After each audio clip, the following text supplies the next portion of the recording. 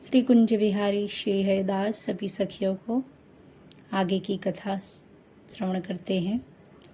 उस समय उन्हें एक विकट समस्या का सामना करना पड़ा।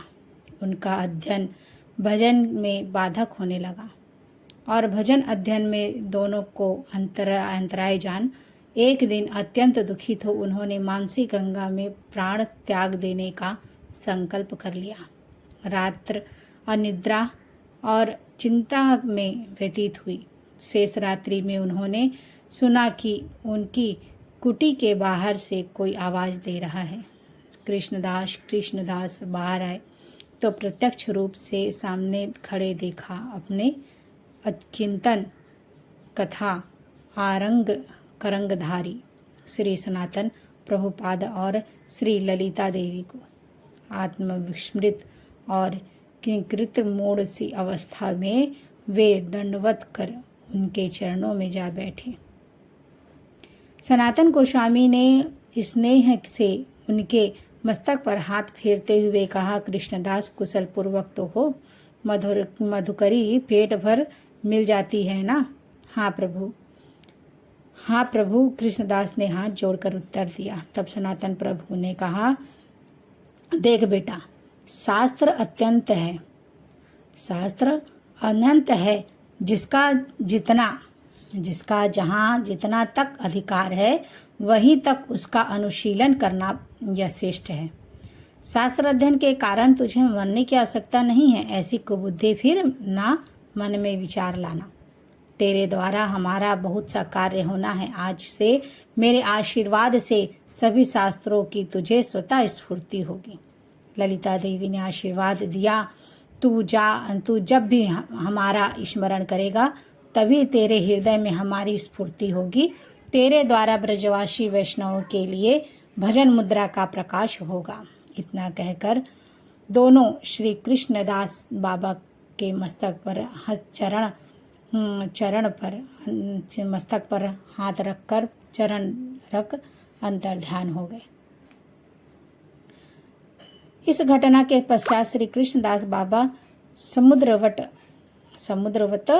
गंभीर हो गए। उन्होंने छात्रों को श्री हरिदास नामामृत व्याकरण पढ़ाना और साधकों को भजन संबंधी उपदेश देना प्रारंभ कर दिया। श्री हरिदास नामामृत व्याकरण पढ़ाते समय वे प्रति सूत्र में नित्य लीला स्थापन कर भजन समुद्र के द्वार का उद्घाटन करते जिससे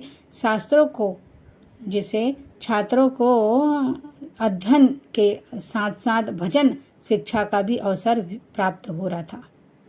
उन्होंने श्री गोविंद लीलामृत संकल्प कल्पद्रुम पद कल्पद्रुम तरु और क्षणादिकिति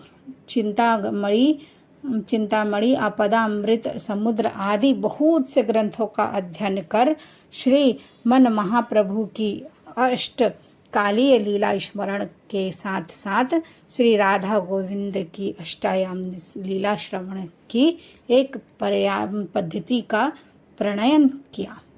अनुगत वैष्णवों को वे उनके अनुसार भजन शिक्षा देने लगे। यही भजन पद्धति परवर्ती काल में गुटिका के नाम से प्रसिद्ध हुई। बाबा जिन्हें भजन शिक्षा देते वे सब नित्य रात्रि में उनके पास जाकर अपने अपने भजन की बात करते। यदि उनके भजन में कोई भूल भांति होती तो वे उसे सुधार देते।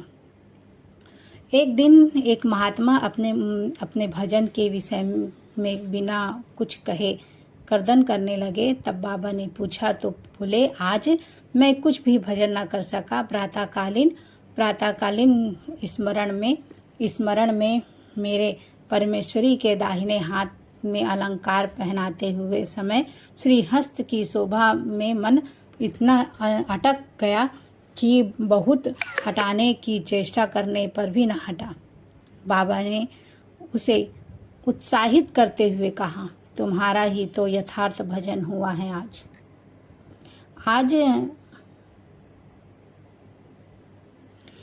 आज सिद्ध बाबा ने जिसे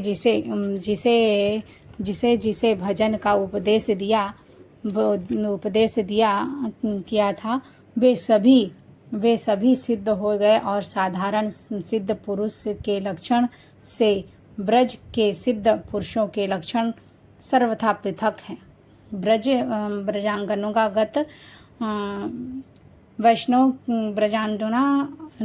वैष्णव के अंतः निश्चिंत भाव देह की वृत्ति जब ब्रह्मदेह में स्फुटित रूप से प्रकट हो दूसरों की दृष्टिगोचर होती है, तब उसे भजन सिद्धि कहते हैं। सिद्ध श्री कृष्णदास बाबा के अनुगत्य में भजन कर जो लोग सिद्ध हो गए हैं उनके प्रमुख हैं। उनमें से प्रमुख गोवर्धन के द्वितीय श्री कृष्णदास और मदन मोहन ठौर के श्री नित्यानंदा दास, झाड़ू मंडल के श्री बलराम दास और लाला बाबू तृतीय श्री कृष्णदास जी हैं।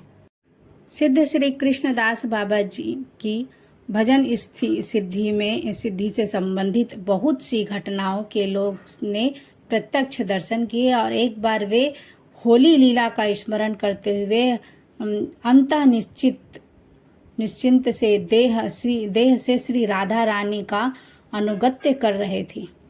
लीला में उनका अंग अबीर, गुलाल, कुमकुम, कस्तूरी आदि से लीस गया।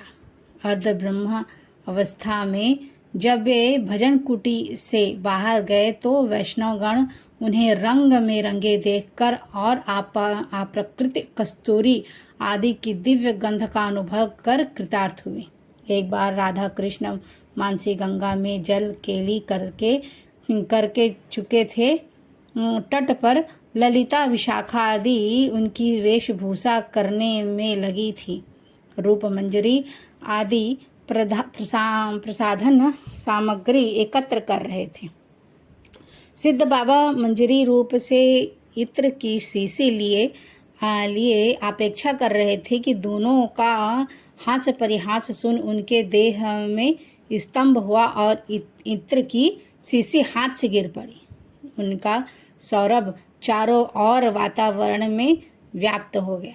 मानसी गंगा पर स्नान करने के लिए आए तो वैष्णवों ने उस दिव्य गंध का अनुभव किया। सिद्ध बाबा ने उसका कारण पूछा तो वे अपराधी की तरह बोले, क्या करूं भाई, मैं अपराधी जी हूँ। सेवा की योग्यता मुझ में है नहीं। प्रिया प्रीतम की सेवा के समय इत्र की शीशी हाथ से गिरा दी। उसी का गंध लोग ले रहे हैं। एक दिन बाबा हाथ पे करवा ले मानसी गंगा में स्नान करने गए। वहाँ जुगल किशोर जी की जल केली देख के वे भावविष्ट हो अगाध जल में कूद पड़े। उस समय वहाँ और कोई न था। बहुत देर तक जब कुटिया पर न पहुँचे तब सेवक चिंतित हो उन्हें देखने निकले। चारों ओर खोजने पर भी उनका कुछ पता न चला। समस्त ब्रजमंडल में हाहाकार मच गया। लोग तरह तरह की अटकलें लगाने लगे। 7 दिन बाद बाबा करवा हाथ में लिए मानसी गंगा से बाहर निकले और लोगों ने विस्मय से पूछा तो बाबा 7 दिन आप कहाँ थे आप? वे भी इसमें विस्मित हो बोले, यही तो मैं स्नान करके निकल रहा हूँ। इतनी सी देर में 7 दिन कैसे बीत गए? तुम लोगों को यह कैसे भ्रम हो गया? भरतपुर के राजा श्री यशवंत सिंह बाबा के दर्शन के लिए गए और बोले, बाबा मेरी कुछ सेवा अंगीकार कर मुझे धन्य करें। बाबा ने कहा, हम लोग ब्रजवासियों